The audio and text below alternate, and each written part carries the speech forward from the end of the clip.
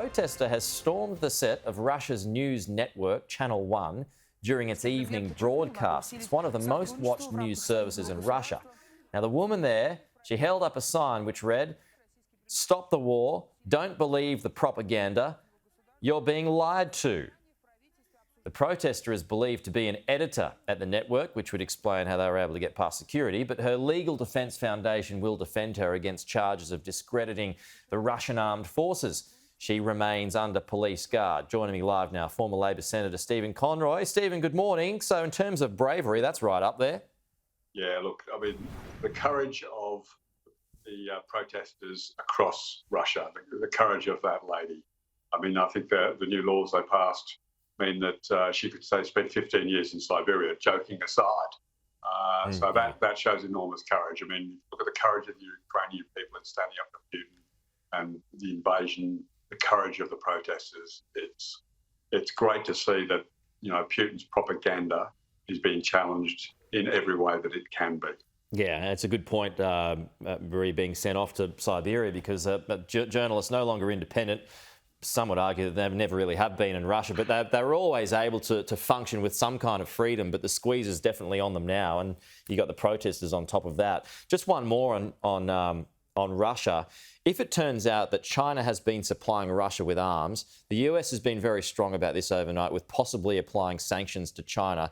Do you believe that we should then follow suit and apply sanctions of our own against China, or would that have the potential to backfire against us? Well, China's already taken extensive sanctions against Australia on totally flimsy grounds. And you can see that the good news was Australia's economy was far more resilient than the Chinese predicted. A lot of the goods that were no longer going to China were taken up elsewhere. And that was, you know, a really positive sign for Australia's economic resilience. But in terms of, you know, overt support by supplying weapons and credit and those facilities, the world is in a very delicate situation at the moment. NATO has made it clear they're not going to put boots on the ground, they're not going to engage in armed combat with the Russians. The sanctions issue becomes serious. There is sanctioning the Russian economy is one thing. The Chinese economy is far larger. Some would argue it's the biggest economy in the world now. So it needs to be proportionate. It needs to be able to be sustained. There's no point just doing a flash in the pan. But more importantly, China will retaliate. So we have to be, you know, economic retaliations from Russia, you know, will hurt maybe gas and fuel prices in Europe. Doesn't really impact Australia. But sanctions from China back further on Australia, we need to be careful. I'm all for making sure that we apply maximum pressure, but we just need to be proportionate. Yeah, good point. Now, you mentioned cost of living there. It's getting to a point now where it's just getting harder and harder for a lot of people.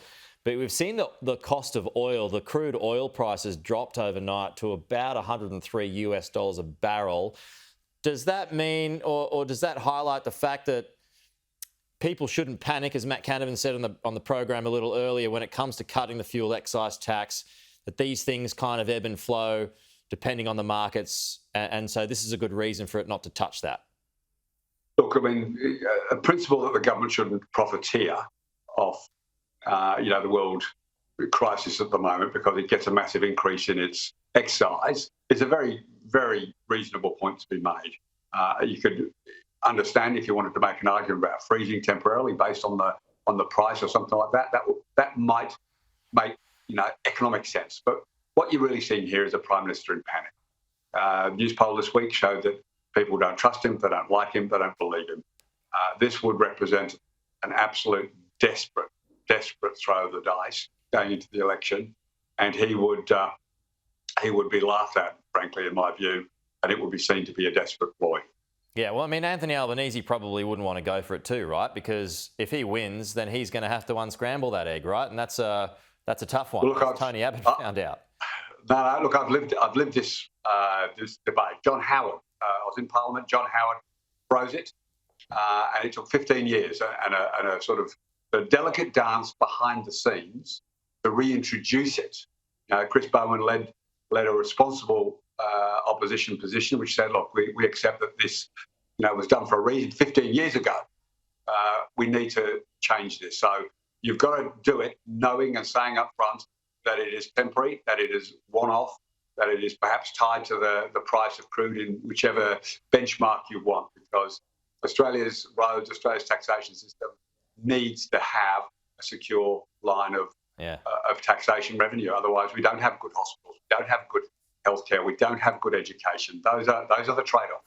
Yeah, well, fuel excise, then that starts affecting roads, infrastructure, as Peter Curry was just talking about. But, on a lighter note, down to crude oil down $103 a barrel. If it stays there, then we will start to see relief all of a sudden at the Bowser. So that argument goes out the window. Absolutely. Yeah. Absolutely. Hey, that's why you need to be sensible about this. Yeah. Not look politically desperate. Good to see you, Stephen. Talk to you soon. Good to talk.